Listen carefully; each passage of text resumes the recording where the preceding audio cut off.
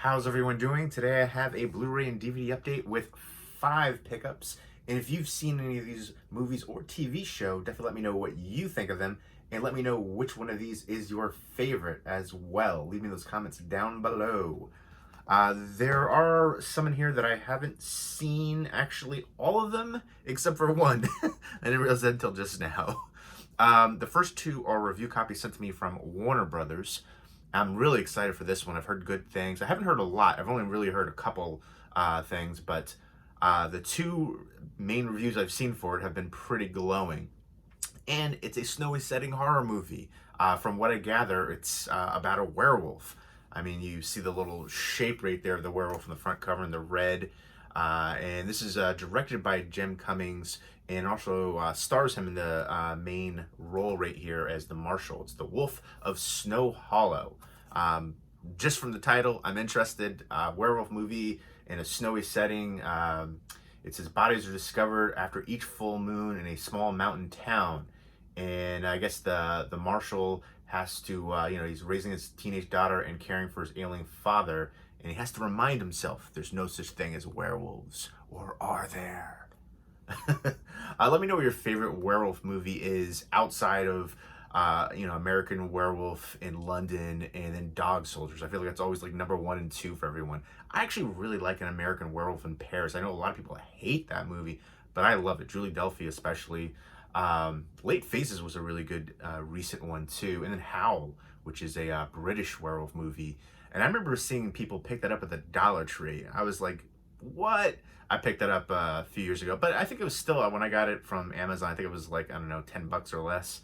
But I would definitely recommend Howl and Late Phases too. That one has Ethan Embry in it. But this one right here has Robert Forster right there, who was in Medium Cool, Jackie Brown. I feel like most people recognize him, like a younger generation. He's been around for a long time, tremendous actor. He passed away close to a year ago now. And then this actress right here, I feel like she's been in a lot of stuff recently. I actually really like her, but she was, for me, most notably in the comedic duo Garfunkel and Oates. They did like music comedy sketches, and really enjoy her. Her name is Ricky Landhome. But I remember seeing her, was it Under the Silver Lake last year, which I really love the heck out of that movie. But I think she's shown that she has a great range too. She did all the comedic stuff for a long time, like little comedic roles here and there. But I see her doing more dramatic roles recently and bigger roles, and I think she's deserving. I really like her as an actress, and she's come a long way. But I got to meet her actually probably like 7, 8 years ago now.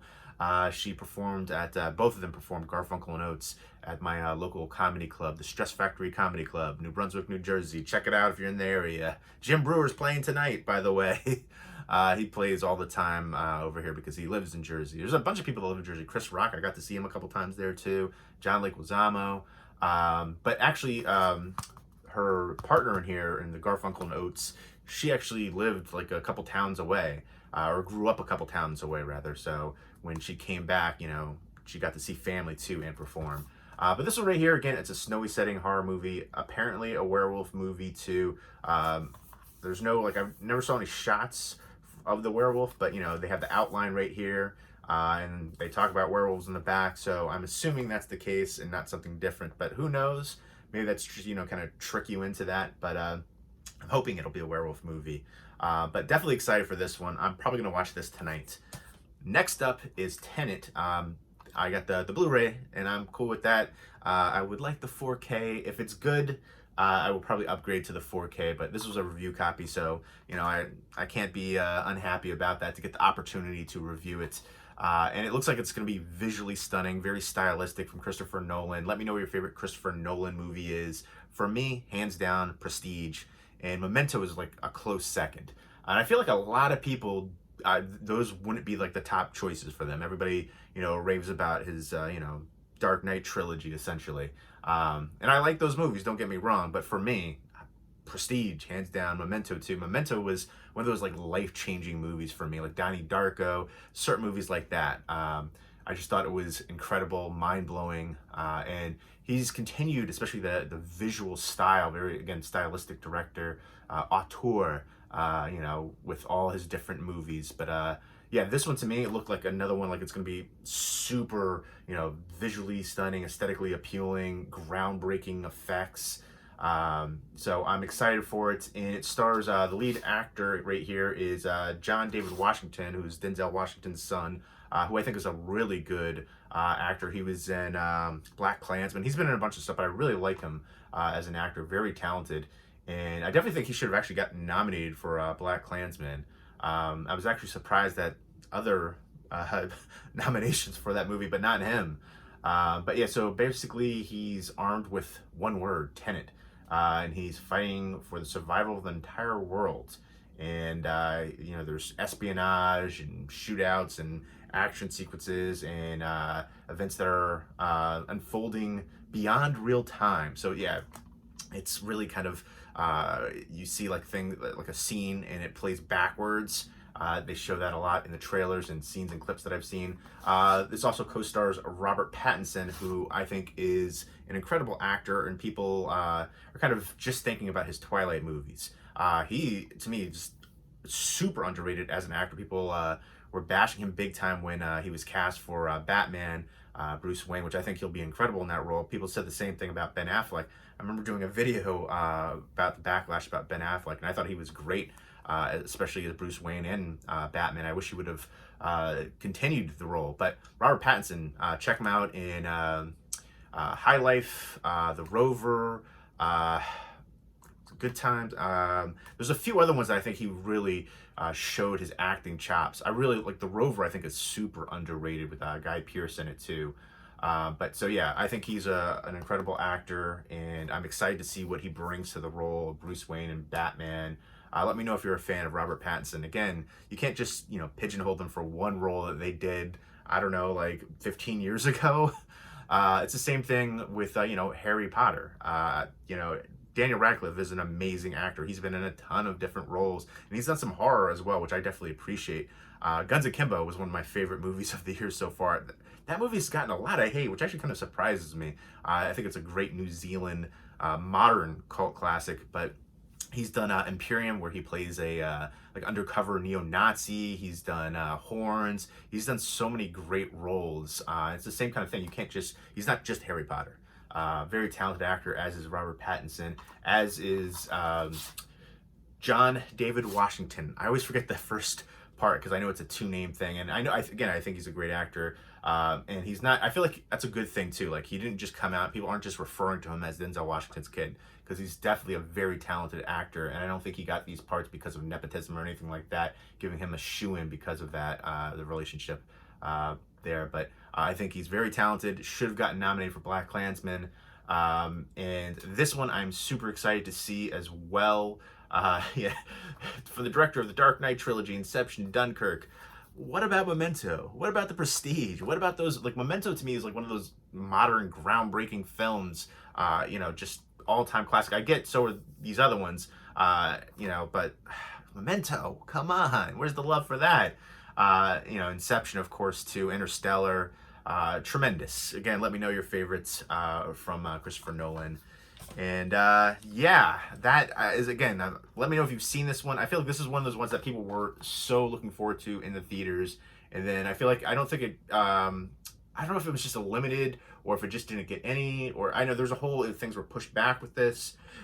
But I know for like a lot of the Warner Brothers films, I think the whole lineup for next year, they're being released on consecutively, in the theaters as well as being on HBO Max.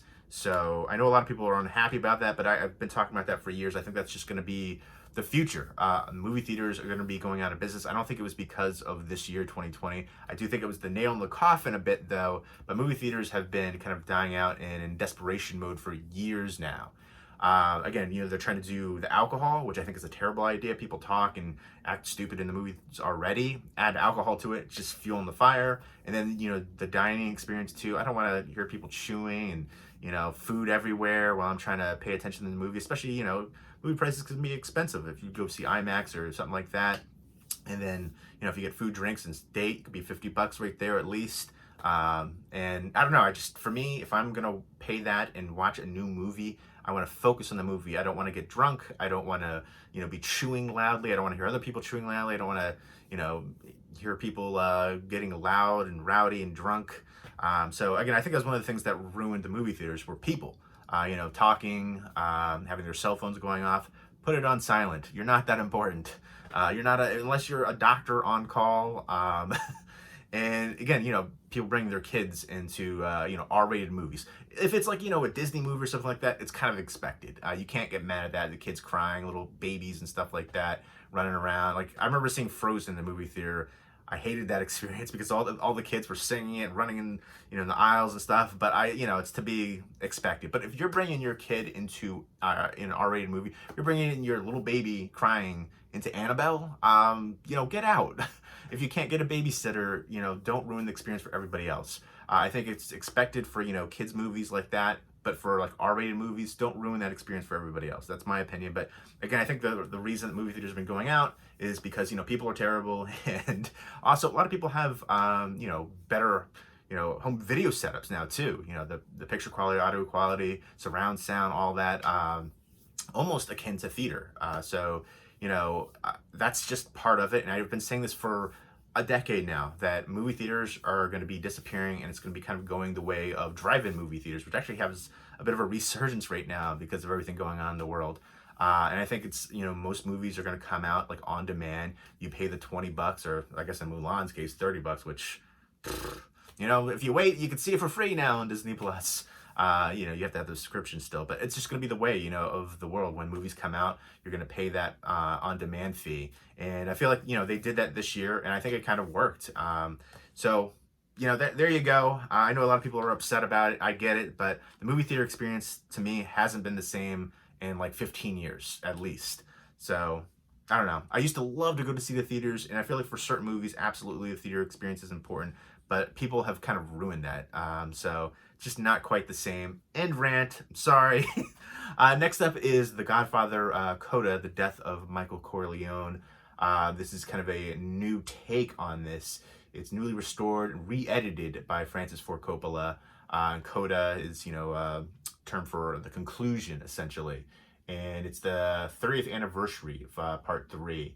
And it's a new edit. It's the definitive edit and restoration of the final film in the epic Godfather trilogy. I haven't seen the Godfather movies since I was a kid, so I'm definitely looking forward to revisiting this one. Especially, it's Michael Corleone's in his 60s, and he's trying to find somebody to kind of take over for him, and it's going to be Andy Garcia's character, and just going through all the different drama and tribulation, and very tumultuous. And I'm trying to find out here. It has a new beginning and ending, as well as changes to scenes, shots, and music cues. So yeah, completely different look and feel. And it says the resulting project reflects the author Mario Puzo and Coppola's original intentions for Godfather Part 3, and delivers, in the words of Coppola's, a more appropriate conclusion to Godfather and the Godfather Part 2. So just wrapping everything up. So I'm excited to see the new take on this and their vision. So again, tremendous trilogy, one of the best trilogies out there. Let me know your favorite all-time movie trilogy. I feel like some people are going to pick the Dark Knight trilogy. What about Back to the Future? There's, the original Star Wars, if you want to, create that right there. But count that. There's a bunch of different great trilogies out there. Not as many as there should be. I feel like there's opportunities to be more. But I feel like a lot of times, too, there's too much of a time gap when you produce the next one. You kind of lose that magic. It makes me think of Bill and Ted's. I mean, that would never be in the running for me personally anyways, but the new one, I just did not have that same magic.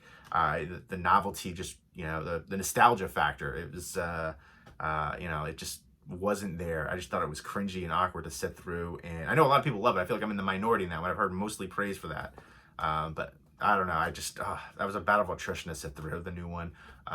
Face the music. Next up, this is from the Film Detective, The Other Side of Madness. This is a Manson movie. It's an avant-garde retelling of the infamous Manson murders.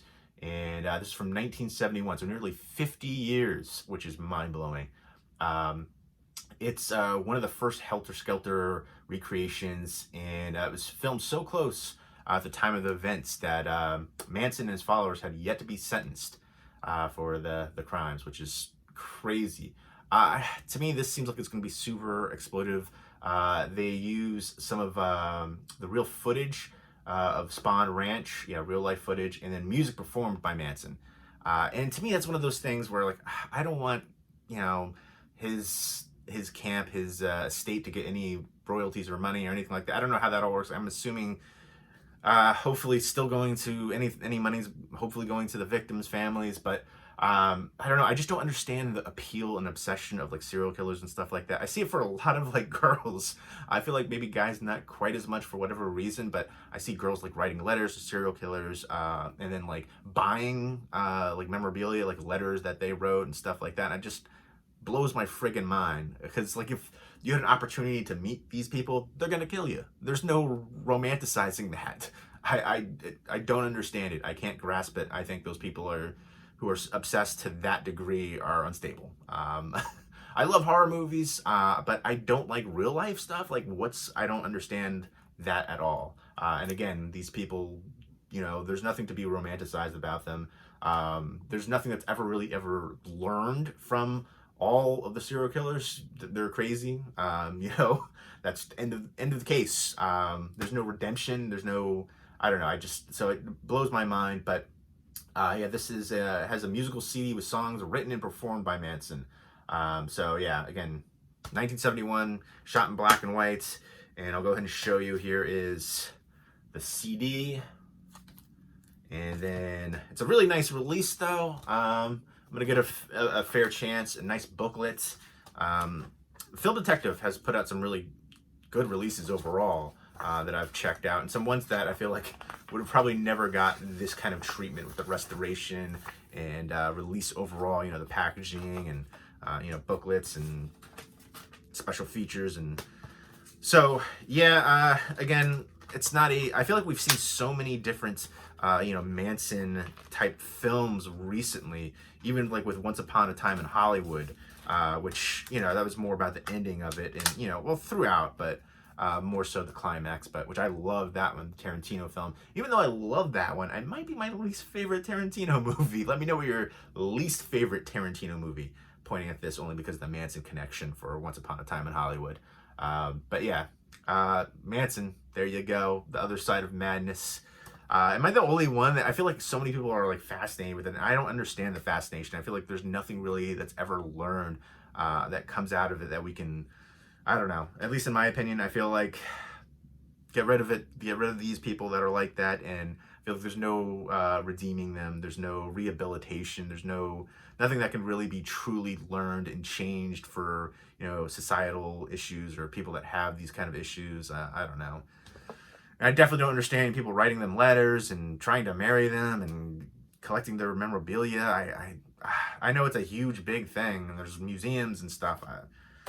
All right, last but not least, this is the sold DVD, and it's the Schitt's Creek, the complete collection, 6 seasons, I believe, and it is approximately 28 hours and 42 minutes from 2015 to 2020. Primetime, winner of 9 Primetime Emmys. And I didn't initially realize this. It's created and starring Eugene Levy and Daniel Levy. Daniel Levy is the son of Eugene Levy. And I haven't seen this show. I've heard great things, rave reviews. Honestly, the clips and trailers that I've seen for it did not appeal to me.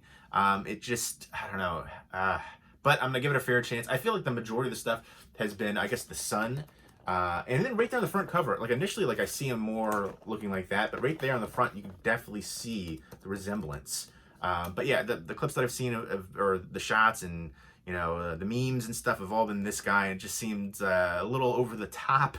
But I don't know. I'm going to give it a fair chance. Everybody's raved about it. So apparently they're a family, the Rose family, that used to be rich.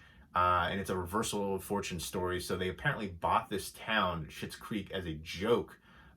This small town. So once they've lost all their money, they kind of go back there, and then it basically, as time progresses, their family grows and prospers, and they begin to call this place home. And then some people want to get out of that Schitt's Creek. So just the interpersonal relationships, and it's supposed to be highly comedic. I like a lot of the cast members in here too. Eugene Levy, Catherine O'Hara.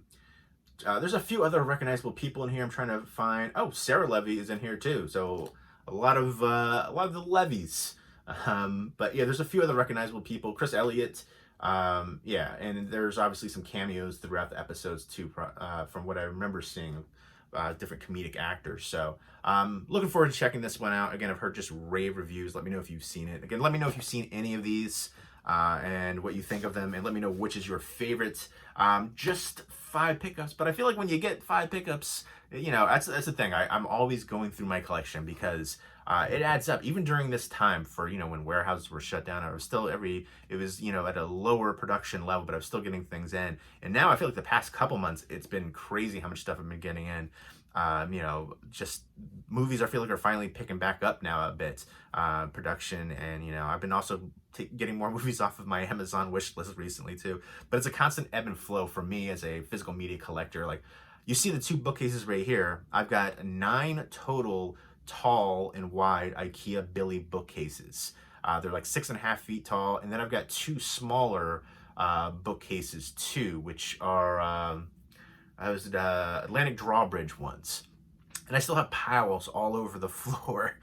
So it's just a constant ebb and flow. I'm always trying to, call items out of the collection. If I can't see myself rewatching it again, I gotta get rid of it. There's no reason to have something just to have it. So I sometimes I'll look at stuff and I'm just like, I hope I don't like it so I can get rid of it so I can make room for other stuff. Because, there's so many more movies now coming out to, Blu-ray and things like that. So there's my Amazon wish list, even though I have, I'm gonna guess probably around maybe 4,500 Blu-rays and probably like 3,000 DVDs, something like that. And then maybe I've got a decent amount of 4Ks now as well. I'm not quite sure what the number is on that, but so I've got that many, but I still have like an Amazon wish list that is pretty lengthy, and I'm always adding stuff too because companies are continuing to release. So let me know what movies you'd like to see get a Blu-ray release that don't have a Blu-ray release yet. Again, there's a lot of the Netflix and Hulu originals and stuff like that. True Lies, that's one that blows my mind that still doesn't have a Blu-ray release to this day. I know, James Cameron has talked about wanting to oversee the restoration, things like that, so maybe that's holding it up. He's busy. But still, there's been so much time now. That should have gotten a Blu-ray release. There's so many other ones that still don't have a Blu-ray release that deserve it. So let me know your top pick or a few of your top picks for movies that deserve a Blu-ray release. Leave me those comments down below, and I hope everybody's doing well. Take care.